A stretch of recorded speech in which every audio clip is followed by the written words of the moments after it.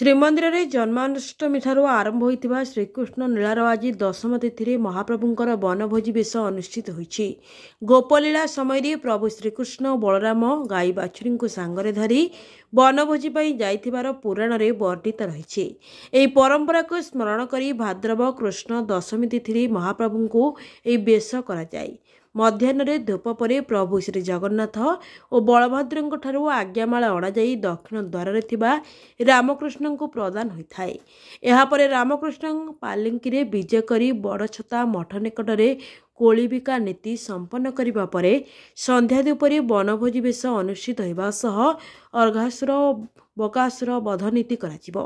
वनभोजी बेश महाप्रभु को विभिन्न प्रकार स्वर्ण अलंकार लगी करा सह मस्तकरी सोल बेतर तैयारी स्वर्णक्या खोसा जाए। यह छड़ा रत्न सिंहासन उपरे 2टी लेखाएं काठ निर्मित गाई बाछुरी दंडायमान अवस्था रखा जाए। Report Odisha digital news.